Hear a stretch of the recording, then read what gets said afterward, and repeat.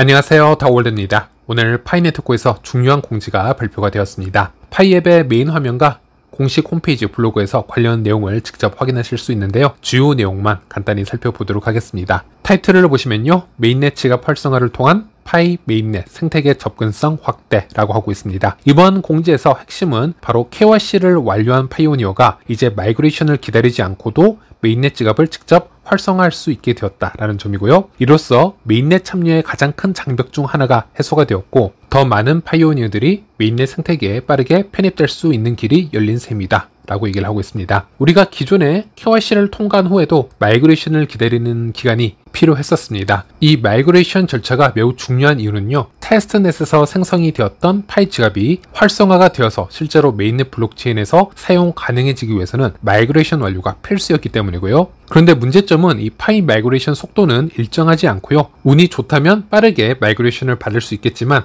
많은 분들이 수개월 이상, 그 이상 대기를 하는 경우도 꽤 있다고 할 수 있겠습니다. 현재 KYC를 완료한 사용자가 약 2천만 명 이상으로 추정이 되는데, 마이그레이션을 완료한 사용자는 이제 1,300만 명을 조금 넘은 상황이기 때문에 이 기다림이 꽤 긴 편이라는 것을 이런 수치적으로도 우리가 알 수 있고요. 그래서 우리가 이 기간 동안 마이그레이션을 받지 못한다 하더라도 파이 지갑을 활성화시킬 수만 있다면 거래소에서 파이코인을 매수를 해서 파이 지갑으로 보낼 수 있거나 P2P 방식으로 파이코인을 받아서 또 활용을 할 수 있는 등 실제 파이 생태계에 참여할 수 있는 다양한 방법이 생길 수 있게 됩니다. 그래서 이번 업데이트는 그 문제에 대한 이 솔루션이라고 보시면 되겠고요. 그래서 공지의 이미지를 보시게 되면요, KYC를 통과했지만 마이그레이션을 받지 못한 분들, 하지만 지갑을 미리 활성화할 수 있는 지금 기능이 이렇게 제공이 되고 있고, 하지만 지금은 사용을 하더라도 수요가 많아서 처리가 되지 않을 가능성이 높다라고 합니다. 시간을 두고 한번 기다려 보셔야 될 것 같고요. 그리고 아래에는 반사와 같은 앱을 사용을 해서 빠르게 KYC와 지갑 활성화를 진행하는 방법인데, 이 경우에는 파일을 구매를 해야 되는 조건이 있습니다. 이것은 공지 글을 보면서 다시 설명드리도록 하겠습니다. 네, 비사용자를 위한 새로운 지갑 발급 경로가 생겼습니다. 반사 등의 제3자 서비스를 통해 유사한 KYC 인증을 받은 후에 파이 메인넷 지갑을 생성할 수 있게 되었습니다. 단 이 방식은 파이오니어의 마이그레이션에는 영향을 주지 않고요, 지갑 생성만 가능할 뿐 기존 파이 앱에서의 마이그레이션 절차는 따로 진행을 하셔야 됩니다. 이 반사 앱을 통한 지갑 활성화 방법은 제 지난 영상에서 다 설명을 해드렸고, 저도 직접 어떻게 진행을 하는지 다 보여드렸는데요. 이 영상을 시청을 해주시면 되겠습니다. 여러분이 마이그레이션을 받지 않은 지갑으로 접속을 해보면요, 이렇게 기존의 정상적인 파이 지갑 활성화 방법 외에도 반사 앱을 통한 활성화 방법도 보여지게 되고요, 이 반사 앱을 통해서 KYC를 진행할 수 있고, 신용카드를 통해서 파일을 구매를 해야 파이 지갑이 활성화가 됩니다. 여기에 대한 장점은요, 기다릴 필요가 없이 바로 파이 지갑을 활성화시킬 수 있다는 점, 그리고 파일을 상장시킨 거래소에 접속이 힘든 분들도 많으실 겁니다. 하지만 바로 신용카드를 결제를 해서 파일을 구매할 수 있다는 점에서 이론점이 있다고 보시면 되겠습니다. 그래서 반사, 이 자체 KYC를 이렇게 진행을 해주셔야 되는데요, 특이한 부분은 KYC와 신용카드 구매 과정이 서로 합해져 있습니다. 이것을 이해하시고 하나씩 해보시면 되겠고요. 참고로 국내에서 카드 발급을 받으신 분들은 파이 구매가 되지 않을 듯 합니다. 저는 해외에서 카드 발급을 받았기 때문에 진행을 할 수 있었는데요, 이 반사를 사용할 수 있는 국가나 지역에 관해서는 지속적으로 업데이트가 필요할 것 같습니다. 제가 직접 구매를 했을 때는 최저 가격은요, 미국 달러 기준으로 $20 이상만 구매를 하시게 되면은 문제가 없고요, 카드 결제를 이렇게 진행을 하게 되면요, KYC 추가 과정이 또 나오게 됩니다. 그래서 KYC를 이렇게 하나씩 진행을 하시다 보면요, 기존에 활성화가 되지 않았던 이 파이 지갑에 제가 구매한 이 파이 코인이 들어오면서 지갑이 활성화가 된 것을 살펴볼 수 있습니다. 반사 앱은 이런 솔루션을 제공한 것이라고 보시면 되겠고요, 자세한 사용법이나 개념은 이 영상을 시청을 해 주셔야만 디테일하게 이해를 하실 수가 있습니다. 다시 글로 돌아가서, 파이는 공식 KYC 기준에 부합하는 제3자에게 KYC 권한을 부여하는 방안을 실험 중이며, 현재는 제한된 지역에서만 이용 가능하고 테스트 단계입니다. 첫 번째 제3자 서비스는 반사 기업이고요, KYB를 완료한 온램프 파트너입니다. 그러나 이 서비스는 자체적인 지역 제한이 있으며 전 세계적으로 사용 가능한 것은 아닙니다. 그리고 이 실험은 아직 베타 테스트 단계이고요, 수백만 명의 사용자 수용을 위해 이후 개선이나 조정이 필요할 수 있습니다. 이런 부분을 공지한 것을 볼 수 있고요. 네, 그리고 이 KYB 통과 업체 리스트를 보면요, 이제 반사 앱이 드디어 등록이 된 것을 살펴볼 수 있습니다. 기존에는 5개 거래소만 오랫동안 보여줬었는데요, 이제야 1개 기업이 더 증가하게 된 것을 볼 수 있고요. 참고로 이 반사 기업은 스텔라의 앵커로서 세계 여러 국가의 USDC와 스텔라 루멘, 미국 달러 등의 수합을 도와주는 역할을 해주고 있는 기업이고요. 메타마스크와 같은 지갑에서도 결제를 진행할 때 이 반사 기업이 중개 역할을 해주고 있습니다. 그만큼 이 온앤오프 램프 기업으로 여러 참여를 하고 있다라고 보시면 되겠습니다. 그래서 이전에는 지갑을 활성화 받으려면 파이 계정을 생성을 하고 최소 30회의 마이닝 세션을 수행을 한 후에 파이 KYC를 통과를 하고 메인넷 마이그레이션까지 완료를 해 주었어야 됐습니다. 시간이 너무 오래 걸렸는데요. 이제는 빠르게 지갑을 활성화하는 방법이 생겨나게 되었고, 지갑이 빠르게 활성화가 되었다는 것은 파이 생태계에 여러 참여가 가능해졌다는 것이고요. 생태계의 이 참여의 대표적인 사례는요, 파이 도메인 경매라든지 여러 파이 커머스 참여 등이 될 수 있겠습니다. 마지막으로 코어팀은 파이와 공식적으로 연동되었다라고 주장하나 KYB 목록에 포함되지 않은 제3자 서비스는 절대 사용하지 마십시오라고 주의를 주고 있습니다. 사기나 사칭 피해 위험이 있습니다 라는 이야기를 하고 있습니다.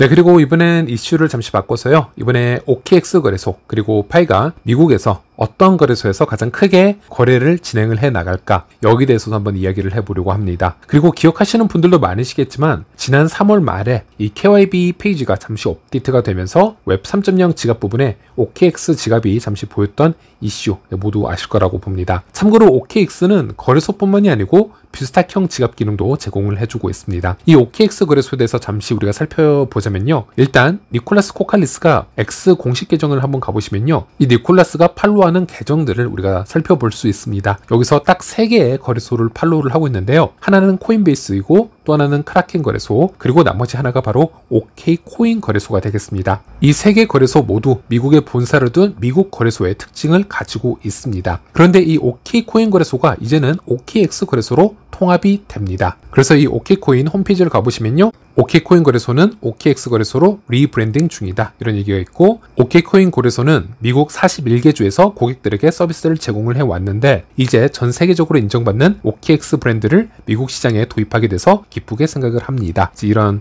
정보글을 볼 수가 있습니다. 그리고 OKX 거래소 미국 시장 공식 진출 이미 선언한 상태이죠. 잠시 기사글을 읽어보면요. OKX 거래소는 공식 블로그를 통해서 중앙화 디지털 자산 거래소 OKX 지갑을 미국 시장에 정식 출시하고 캘리포니아에 미국 지역 본사를 설립을 했다라고 밝히고, 이번 출시로 그동안 OK코인을 이용해온 미국 내 이용자들이 순차적으로 OKX 플랫폼으로 이전된다. OK코인 거래소는 미국 시장에서 운영된 거래소로 OKX의 자매사이다 라는 글을 볼 수가 있습니다. 즉 현재 파이가 5개 거래소 중 가장 긴밀하게 협력을 하고 있는 거래소가 바로 OKX 거래소라고 할 수 있는데요. OKX가 이제 미국으로 진출을 하게 되고, 어떤 방식으로 진출을 하게 되냐면 미국 40개 주 이상에서 거래를 해왔던 OK코인이 OKX로 리브랜딩이 되는 방식을 띠게 된다는 것입니다. 현재까지 미국의 다양한 주에 있는 투자자들에게 파이를 투자하게 할 수 있는 그런 쉬운 방법이 없었습니다. 하지만 OKX 거래소의 미국 진출로 인해서 이런 부분들은 매우 긍정적으로 우리가 살펴볼 수 있겠고요. 여기서 많은 분들이 이런 질문을 던질 수가 있습니다. 왜 하필 OKX냐 라고 질문을 던질 수가 있는데, 우리가 이 OKX 그리고 스텔라 그리고 스탠포드와의 관계성은 한 번 더